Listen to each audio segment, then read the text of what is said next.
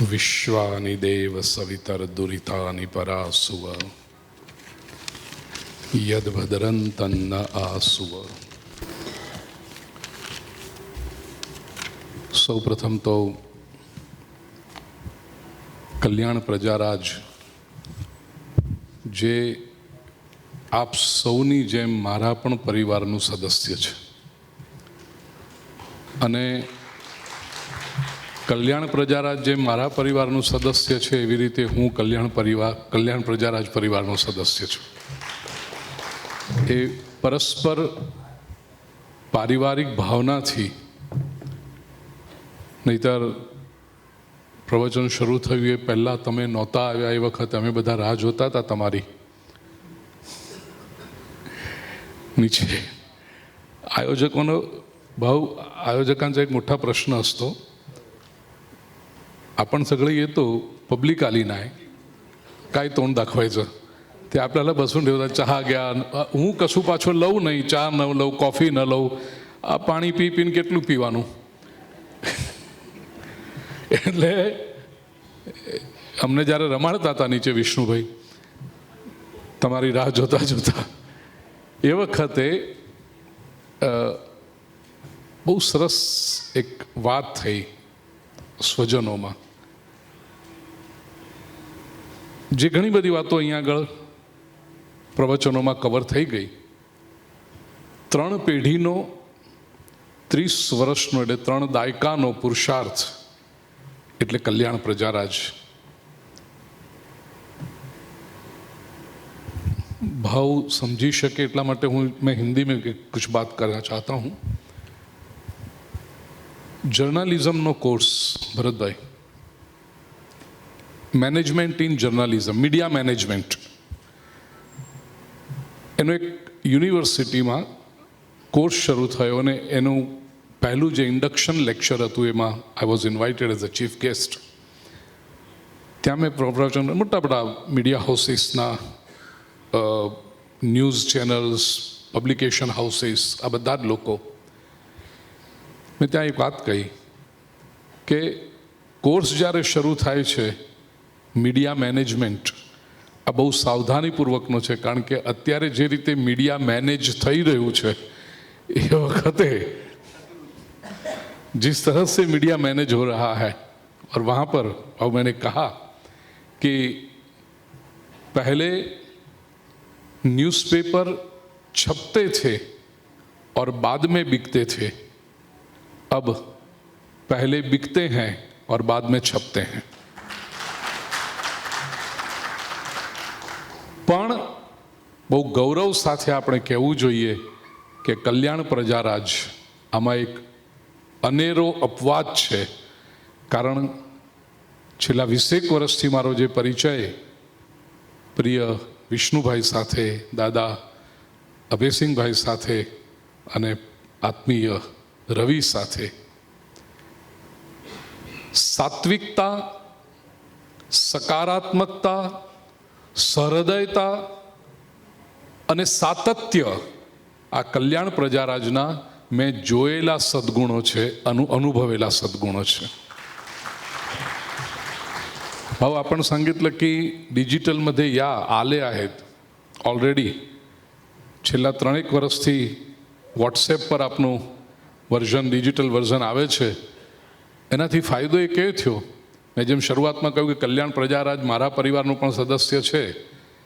ઘણા બધા મેગેઝિન, ચોપાનિયા અને બધું અમારે ત્યાં આવતું મોકલી આપતા હોય લોકો. કેટલીક વસ્તુ એમની એમ જતી રહેતી હોય પસ્તીમાં, પણ કલ્યાણ પ્રજારાજ મારા સ્ટાફને પણ, મારા સેવકોને પણ ખબર કે આ છાપું આવે એટલે ગુરુજીની લાઇબ્રેરીના ટેબલ પર મૂકવાનું, કારણ કે એક વખત જોશે તો ખરા જ. અને પહેલાં એવું થતું કે ટ્રાવેલિંગ બહુ રહે ભારતમાં, વિશ્વમાં, એટલે મુંબઈમાં હોઉં ત્યારે કલ્યાણ પ્રજારાજ જોવું, પછી 2-3 મહિનાનો અમેરિકા કે બધી ધર્મયાત્રા કરીને પાછો આવું ત્યારે એટલા બધા અંકો ભેગા થયા હોય એટલે સમય ન હોય કદાચ જોઈ શકવાનો. પણ આ ડિજિટલ થયું છે પછી ફાયદો એ થયો કે હું દુનિયાના કોઈ પણ ખૂણે હોઉં, વોટ્સએપ પર કલ્યાણ પ્રજારાજ આવી જાય એટલે વિષ્ણુભાઈ હું શોધીને જોઈ શકું છું, એનો લાભ લઈ શકું છું. भाव आपण दुसरं सांगितलं की भागवताचार्याची एखादी ओळी लाईन प्रजाराजमध्ये असली पाहिजे. आपण अंक खोलून बघू शकता. स्तंभ नियमित माझे भागवत ग्रंथ आहेत, हनुमान ग्रंथ आहेत माझे जे पब्लिश झालेले, त्याच्यामधून ते घेतात आणि नियमितपणे प्रजाराजचे वाचकांना हा लाभ भेटतो. હું મરાઠી બરાબર બોલું ને? Thank you. પ્રિય સ્વજનો, એક નાનકડી ચિઠ્ઠી હું લખીને આવ્યો હતો, પણ એમાંનું ઘણું બધું કવર થઈ ગયું છે, એટલે ચિઠ્ઠી હું બાજુ પર મૂકી દઉં. ભરતભાઈ, એમાંનું અડધું તમે બોલી ગયા બધું, અને પાછા મને કે કલાક દોઢ કલાક. અરે હોતું હશે? અરે કથા હોય ને એટલે 3 થી 7, 3 ને બદલે બહુ તો 3:15 શરૂ થઈ જાય. એટલે મારી સામે જે બેઠેલા બધા આમ ચા પાણી નાસ્તો કરીને આવેલા ફ્રેશ લોકો હોય. હવે આટલું બધું ખેલ ખેલાઈ જાય, અહીંયા બધી લીલાઓ થઈ જાય અને લોકો ભૂખ્યા થયા હોય. પછી ભરતભાઈ કહે હવે કલાક બોલો. એટલે ભાઈ મારો તો વિચાર કરો. તમે હમણાં અડધા કલાકમાં જમીન ઘેર જઈને સૂઈ જશો, મારે હજી મુંબઈ પહોંચવાનું છે. એટલે આ કલાકના પ્રવચન માટે 3 કલાક આવવાના, 3 કલાક જવાના, આખો અડધો દિવસ હું જે વાત કરી રહ્યો હતો નીચે હોલમાં. પણ છતાં આવવાનું મન થાય. કેમ?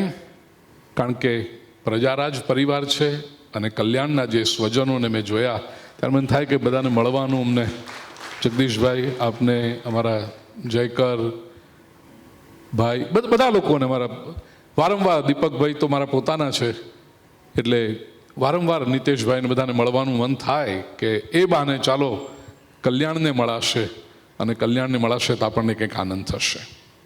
પ્રિય સ્વજનો, અસ્તિત્વના 3 સ્તર છે: શરીર, મન અને બુદ્ધિ, અને આત્મા. શરીરના સ્તર પર આપણે સંસાર સાથે જોડાયેલા છીએ. શરીર એ સંસારનો ભાગ છે, મટીરિયલ વર્લ્ડનો એક પાર્ટ છે. મન અને બુદ્ધિ એ સંવેદનાનું ક્ષેત્ર છે, અને આત્મા એ આપણું વિશુદ્ધ અસ્તિત્વ છે, એ આપણા આનંદનો સ્ત્રોત છે. થોડુંક આ ટેબ્યુલર ફોર્મમાં યાદ રાખજો. શરીર સંસારનો ભાગ છે, મન અને બુદ્ધિ સંવેદનાનું ક્ષેત્ર છે, અને આત્મા આપણું વિશુદ્ધ અસ્તિત્વ છે, જે આનંદનો સ્ત્રોત છે. શરીર સંસારનો હિસ્સો ખરો, પણ આપણે કંઈ સમગ્ર સંસાર સાથે સંપર્ક રાખી શકતા નથી. આપણે સંપર્ક રાખીએ છીએ સમાજના કેટલાક અંગ સાથે. એટલે દરેક વ્યક્તિનો પોતાનો એક સમાજ હોય છે. મારા સગાવાલા, મારા સ્વજનો, મારા ઓળખીતા, મારા વ્યાપારી મિત્રો, મારા બજારના મિત્રો, મારા ક્લબના મિત્રો, આ બધું કરીને એક આપણો પોતાનો સમાજ રચાતો હોય છે. મન અને બુદ્ધિ એ સંવેદનાનું ક્ષેત્ર છે. એક ઘડાય છે સંસ્કારથી. જે પરિવારમાં આપણે જન્મ્યા હોઈએ, જે સ્કૂલ કોલેજમાં આપણે ભણ્યા હોઈએ, જે પ્રકારનું આપણું શિક્ષણ થયું હોય, જે પ્રકારનું આપણનું આસપાસનું વાતાવરણ મળ્યું હોય, એની જે ઇમ્પ્રિન્ટ્સ આપણા મન અને બુદ્ધિ પર આવે, એનાથી આપણી સંવેદનાઓ સર્જાતી હોય છે. ત્રીજો, ઘણી વખતે બહુ ઘણું દ્રષ્ટાંત હું આપું છું. સંવેદના કેવી રીતે સર્જાય? સારું લાગે, ખોટું લાગે, સુખ દુઃખ થાય, પ્રસન્નતા લાગે, સંકોચ થાય, બધું કેવી રીતે બને છે? સંસ્કાર. હવે સંસ્કાર શબ્દ તમને બહુ મોટો લાગશે, પણ એ ઇમ્પ્રિન્ટ્સ અને હાઉ ધ સોસાયટીને આજુબાજુનું વાતાવરણ કેવું આપણા મન ઉપર અસર કરે છે. 40થી ઉપર જેની ઉંમર હશે, અથવા કદાચ 30થી ઉપર પણ જેની ઉંમર હશે, આપણે જ્યારે નાના હતા, સ્કૂલ કોલેજમાં ભણતા, અને કોઈક આપણને અંગૂઠો બતાવે ને તો બહુ ખરાબ લાગી જતું. ભરતભાઈ, 30થી ઉપર ખરા કે હજી?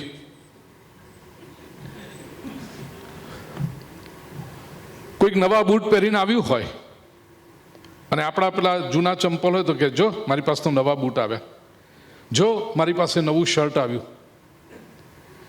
અંગૂઠો બતાવે આપણને ખરાબ લાગે. સોમવારે સવારે સ્કૂલમાં આવે ને કે અમે તો રવિવારે પિક્ચર જોવા ગયા હતા, તું ગયો તો? લે, તને ના મળ્યું પિક્ચર જોવા. કેટલા લોકોને અંગૂઠો બતાવીને ખરાબ લાગતું? જરા હાથ ઉપર કરશો. અંગૂઠો ઉપર નહીં કરતા, બરાબર છે? ઓહો, રવિ પણ. એટલે છેલ્લા 10 વર્ષમાં પ્રિય સ્વજનો, સોશિયલ મીડિયા જે રીતે આવ્યું, અને કંઈક પણ આપણે ક્યાંક ગયા તરત ફોટો પાડીને ફેસબુક પર કે ઇન્સ્ટાગ્રામ પર કે વોટ્સએપ પર કે ક્યાંક અપલોડ સ્ટેટસમાં અપલોડ કરી દઈએ. અરે હોટલમાં જમવા ગયો હોય તો પરિવાર સાથે ધ્યાન ના રાખે, ડીશ આવી એનો ફોટો પાડે, તરત અપલોડ કરે અને જમતા જમતા વાળો પાછો ફોન પર જોયા કરે કેટલા અંગૂઠા આયા. અને હવે સ્થિતિ એ છે કે એ જે અંગૂઠો પહેલા ખરાબ લાગતો હતો એ અંગૂઠો હવે સારો લાગવા માંડ્યો ને, વાલો લાગવા માંડ્યો. પહેલા કોઈ અંગૂઠો બતાવે તો નહોતું ગમતું, હવે અંગૂઠો ના બતાવે તો ખરાબ લાગે કે મેં આટલું બધું કર્યું કોઈના અંગૂઠા નથી આવતા. આને કહેવાય સંસ્કાર. આસપાસની પરિસ્થિતિ કેવી આપણા મનને, આપણી લાગણીઓને, આપણા સુખ દુઃખને આકાર આપતી હોય છે. એ સંસ્કાર મન, બુદ્ધિ, સંવેદનાનું ક્ષેત્ર. અને ત્રીજું મેં જે કહ્યું આત્મા, આપણું વિશુદ્ધ અસ્તિત્વ, આનંદનો સ્રોત, એ પ્રાપ્ત થાય છે શાસ્ત્ર દ્વારા, અધ્યાત્મ દ્વારા, સ્પિરિચ્યુઅલિઝમ. આત્મા, અસ્તિત્વ, આનંદ, અધ્યાત્મ. અને હવે જે મારે કહેવું છે કહું, આત્માનું જ્ઞાન જે આપે, શાસ્ત્રનું અધ્યયન કરી અધ્યાત્મની સાધના દ્વારા આપણા વિશુદ્ધ અસ્તિત્વ સાથે પરિચય કરાવી પરમાત્મા સાથે એકરૂપ કરે, એ કથાકાર છે, એ સંત છે. એના અનંત ઉપકાર છે, એ ગુરુની સ્થિતિ પર છે. પણ રાઇમિંગ જે મારે શબ્દોનું કરું છું એટલા માટે હું શબ્દ પ્રયોગ કરું, કથાકાર. મન બુદ્ધિને જે સંસ્કારિત કરે, સંવેદનાઓને જાગૃત કરે, સુખ દુઃખની અનુભૂતિ કરાવે, એ કલાકાર છે.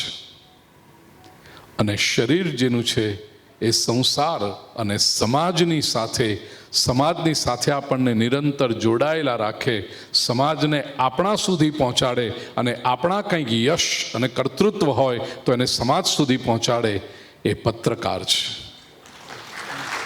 સમાજના 3 લેવલ પર જે આપણું અસ્તિત્વ છે એના 3 સ્તંભો છે, કથાકાર, કલાકાર અને પત્રકાર.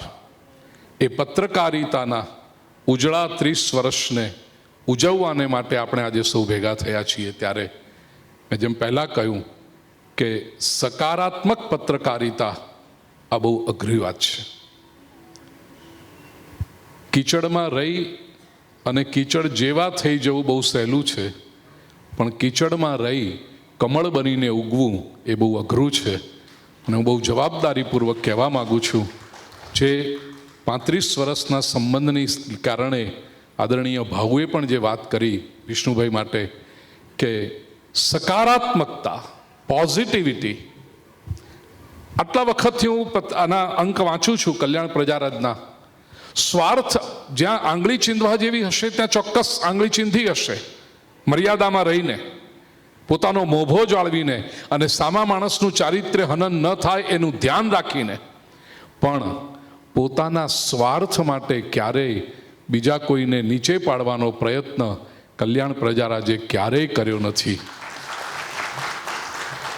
આ તલવારની ધાર પર ચાલવા જેવું અઘરું કામ છે પ્રિય સ્વજનો. વિશેષ કરીને જે પત્રકારત્વના ક્ષેત્રમાં છે એમને ખબર હશે. મારા તો વર્ષોથી ઘણા બધા પત્રકાર મિત્રો છે, એટલે મને તંત્રીઓ સુધીના સંબંધો છે, તેથી મને ખબર છે કે આ કાર્ય કેટલું અઘરું છે. જાહેર જીવન જીવતા હોઈએ ત્યારે અમને પોતાને અંગત અનુભવો થાય. ભાવ આપણા પણ ઝાલા અસલ અનુભવ કે ઘણી વખત કહે ને કે અમુક લોકોની સાથે શત્રુતા તો કરાય જ નહીં, પણ મિત્રતામાં મર્યાદા રાખવી જોઈએ. એવા ક્ષેત્રમાં આ આવે, પણ નિર્મલત્વ જાળવી રાખીને.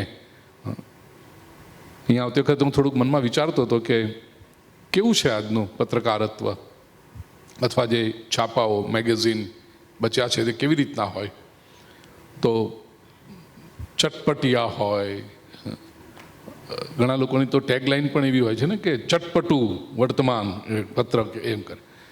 ચટપટા માટે નથી, સમાજને માર્ગદર્શન આપવા માટે છે, દિશા બતાવવા માટે છે. નાનપણમાં બાળક જેમ સ્કૂલમાં જતું હોય ત્યારે શિક્ષક જે કાર્ય કરે છે, મોટા થયા પછી પત્રકારત્વ એ સમાજના શિક્ષણનું, સમાજને નીતિના માર્ગે લઈ જવાનું, સમાજને જાગૃત કરવાનું એક પ્રબળ માધ્યમ છે. અને ભરતભાઈ એમના સંકલનમાં કહ્યું કે લોકશાહીનો ચોથો સ્તંભ છે. The fourth pillar of the democracy. એ પત્રકારત્વ જ્યારે પીળું થાય, ક્યારેક લાલ થાય, ક્યારેક કાળું થાય, ત્યારે એ પત્રકારત્વનું ગૌરવ ગુમાવી બેસે છે. પણ કલ્યાણ પ્રજારાજે હંમેશા પોતાનું શુભ્રત્વ, પોતાની સાત્વિકતા જાળવી રાખી છે. એના માટે વિષ્ણુભાઈ, હું આપને ખૂબ ખૂબ શુભેચ્છા આપું. અને એ કાર્ય કરવાને માટે સ્વાભાવિક છે, એકલો માણસ ગમે તેટલો પુરુષાર્થ કરે તો એ થાકી જાય. આપ સૌએ અલગ અલગ રીતે જાહેરાતો આપીને, સપોર્ટ કરીને, બીજું કંઈ નહીં તો એક સારા વાચક બનીને અને પોતે જે સારું વાંચ્યું છે બીજા સુધી પહોંચાડીને કે ભાઈ આજે કલ્યાણ પ્રજારાજમાં જયેશભાઈની કોલમમાં આવું કંઈક સરસ લખાયેલું મેં વાંચ્યું. અમે બિપિનભાઈ જે હાસ્ય લેખકનું કંઈક લખે છે હાસ્ય વિશેનું, એમની કોલમમાં આજે આ કંઈક સરસ વાંચ્યું. એ આપણે પોતે વાંચીએ, બીજા સુધી પહોંચાડીએ, જે રીતે બની શકે. કેટલી નાની નાની સેવાના કાર્ય પ્રજારાજ ફાઉન્ડેશન દ્વારા તો સેવાના કાર્ય થઈ રહ્યા છે. અમારા રમેશભાઈ એના પ્રેસિડેન્ટ તરીકે સેવા આપે છે. બાળકોની એજ્યુકેશનની, સ્કૂલની ફી ભરવાની મને વિષ્ણુભાઈને રવિ જ્યારે આ ઘરે આવ્યા ત્યારે મને કહેતા હતા કે નિયમિત રીતે સ્કૂલની ફી ભરવી. કેટલાક જરૂરિયાતમંદ પરિવારો છે જે પોતાના ગૌરવને કારણે, પરિવારની પ્રતિષ્ઠાને કારણે કોઈની સામે હાથ લાંબો કરી શકતા નથી. એવા પરિવારોની તેજસ્વીતા, એમનું સ્વાભિમાન જાળવી એમના ઘરે અનાજ પહોંચાડી દેવું અને એમને ટેકો કરવો આ પ્રજારાજ ફાઉન્ડેશન દ્વારા થાય છે. એટલે કેવળ છાપું વેચવું એ હેતુ નથી. સમાજની સેવા કરવી, સમાજને દિશા બતાવવી, એ કાર્ય સભાનતાપૂર્વક કલ્યાણ પ્રજારાજ કરી રહ્યું છે. તો આ પ્રવૃત્તિ લોકો સુધી લઈ જઈએ અને સંકલ્પ કરીએ કે 30 વર્ષ પૂરા કરીને 31મા વર્ષમાં જે પ્રવેશ થાય છે એની તો ઉજવણી અત્યારે આપણે કરી રહ્યા છીએ.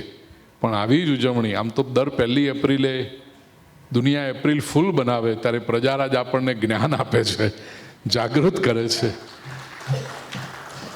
કંઈક વિચારવા માટેનું નવું ભાથું આપે છે.